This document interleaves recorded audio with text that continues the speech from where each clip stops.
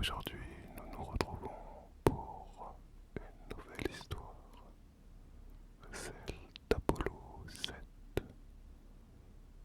J'imagine que tu te souviens de la première mission habitée du programme Apollo dont je t'avais parlé il y a quelques semaines, Apollo 1. Et sinon, je t'invite à aller voir la vidéo.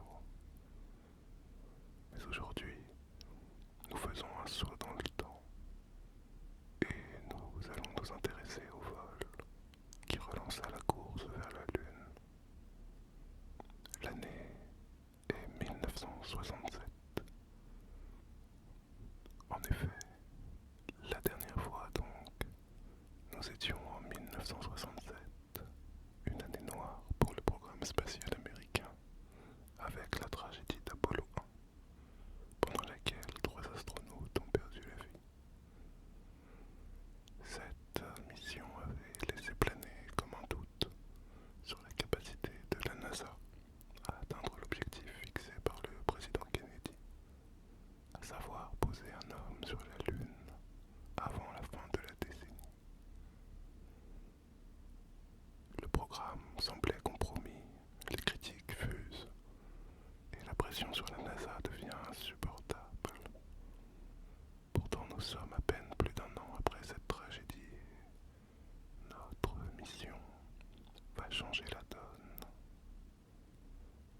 Après une série de missions purement mécaniques qui visent à élaborer et à confirmer la fiabilité de l'équipement, des moteurs, du lanceur, etc., et qui constituent le programme des missions d'Apollo 2 à Apollo 6, Apollo 7 est annoncé. Et cette fois, il s'agira d'un vol habité. Apollo 7 ne vise pas la Lune, mais il sera une étape clé. Et sans Apollo 7, il n'y aura pas d'Apollo 11. Cette mission est souvent éclipsée par les plus célèbres qui suivirent, mais elle est essentielle pour redonner confiance à la NASA, au public américain et surtout au monde entier, dans la conquête de l'espace. Alors c'est parti.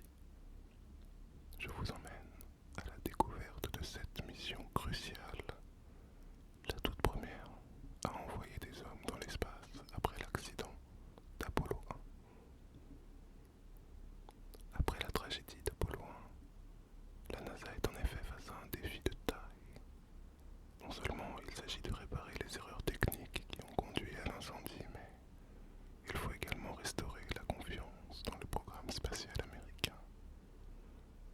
Pour cela, nous devons prouver que le module de commande, dont la sécurité a été remise en question, est désormais fiable. Alors, Apollo 7 est conçu comme un test de grandeur nature, entièrement repensé pour ce nouveau module.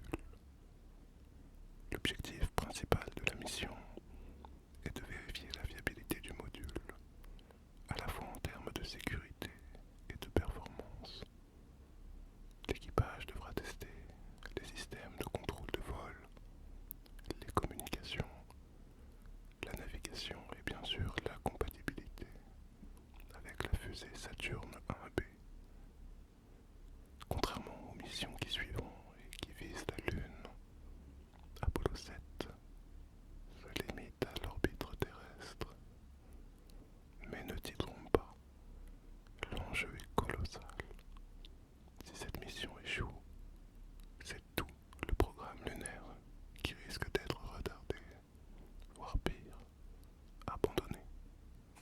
La NASA a beaucoup travaillé et elle tire les leçons amères de la catastrophe d'Apollo 1. Le module de commande a été redessiné de fond en comble, en tenant compte des conclusions de l'enquête qui avait suivi. Le système de câblage a été entièrement revu et l'utilisation d'oxygène pur sous pression dans la cabine, ce qui avait alimenté l'incendie d'Apollo 1, a été abandonné. Une nouvelle écoutille a vu le jour. Elle est plus rapide à ouvrir et elle permet une évacuation d'urgence en quelques secondes si jamais il y en avait besoin. En parallèle de ces progrès techniques, il nous a fallu former un nouvel équipage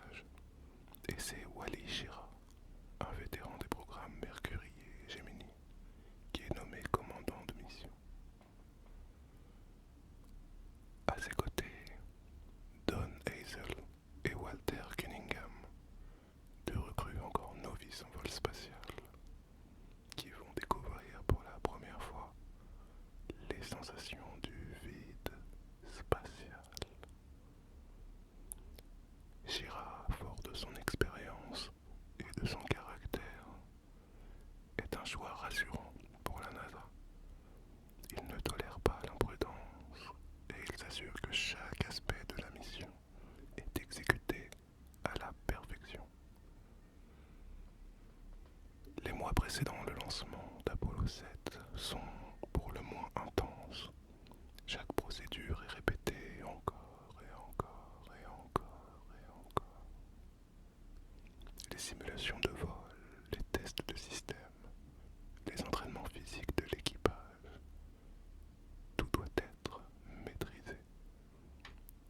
Et après des mois de préparation, Apollo 7 est enfin prêt à décoller. Le 11 octobre 1968, nous y sommes, et Apollo décolle de Cap Kennedy à 15h02, propulsé par une fusée Saturne 1B. Contrairement à la gigantesque Saturne V utilisée pour les missions lunaires, la Saturne 1B est plus petite, mais suffisante pour placer le module en orbite terrestre. Le décollage se déroule sans accroc, un premier signe rassurant pour la suite des opérations. Alors au sol, tu t'en doutes, la tension est palpable. Le moindre problème peut entraîner une suspension prolongée du programme Apollo. Mais heureusement, la NASA a fait ses devoirs. La fusée fonctionne parfaitement et le module de commande entre en orbite comme prévu, à environ 230 km d'altitude. La mission Apollo 7 est avant tout un long test. C'est pendant 11 jours que l'équipage va mettre à l'épreuve tous les systèmes de la capsule. L'objectif est simple, tester et retester chaque fonctionnalité du module pour s'assurer que tout est prêt pour les missions lunaires. Alors le premier jour, l'équipage valide avec succès les missions de communication avec la Terre.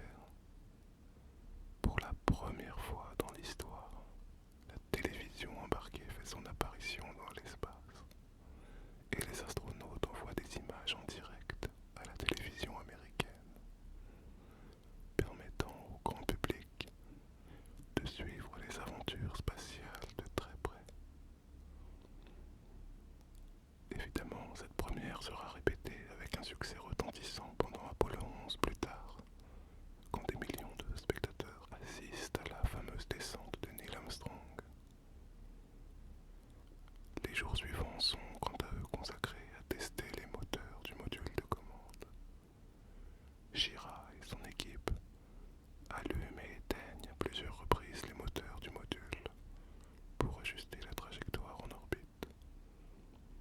C'est un point crucial, car ce sont ces moteurs qui sont utilisés pour rentrer et sortir de l'orbite lunaire lors des missions futures.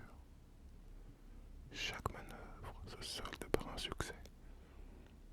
Et encore, les ingénieurs au sol se rassurent. Mais à bord d'Apollo 7, tout n'est pas aussi harmonieux que les succès techniques le laissent entendre. Les tensions entre Wally Schirra, le commandant de la mission, et le centre de contrôle à Houston se font rapidement sentir. Schirra est un vétéran aguerri des missions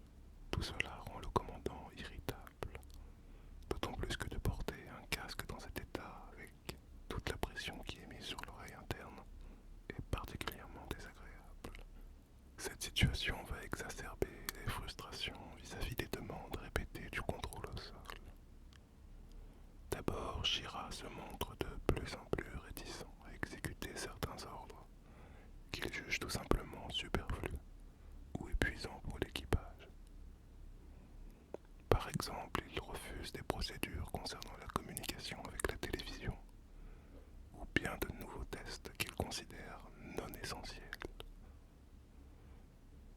Il estime que, vu le succès des procédures déjà réalisées, il n'est pas nécessaire de pousser ces hommes à bout avec des tâches supplémentaires. Sa position ferme, parfois même hostile, va créer une certaine tension entre les astronautes et Houston. Les discussions deviennent peu tendues et Shira refuse même d'obtempérer à certaines requêtes. L'incident le plus notable va survenir alors que Shira refuse de remettre son casque pour l'amérissage à la fin de la mission. Ce faisant, il contrevient au protocole de sécurité. Shira se justifie en expliquant que la gêne causée par son rhume et du fait qu'il ait une forte pression sur l'oreille interne rend le port du casque insupportable. Alors Houston va céder face à l'insistance du commandant. Bien que ces désaccords n'affectent pas le succès de la mission, ils laissent quand même une empreinte sur les relations entre Shira et la NASA dans ce qui est un semblant de toute première mutinerie spatiale. Ce vol sur Apollo 7 est d'ailleurs le dernier de Shira. Il marquera la fin de la carrière d'un commandant respecté, mais au caractère bien trempé, prêt à défier l'autorité pour le bien de son équipage, tant qu'il l'estime. Le 22 octobre 1968 donc, après un amérissage mouvementé, 11 jours en orbite et 163 révolutions autour de la Terre, Apollo 7 est de retour sur Terre. Le module de commande a effectué une rentrée atmosphérique absolument impeccable et l'équipage a atterri dans l'Atlantique au large des Bermudes sans souci. Le succès de la mission est salué par tous et l'équipage reçoit la distinction exceptionnelle de la NASA pour service rendu. Apollo 7 est donc une réussite presque totale. Le module de commande fonctionne parfaitement, ce qui était une des vérifications prioritaires.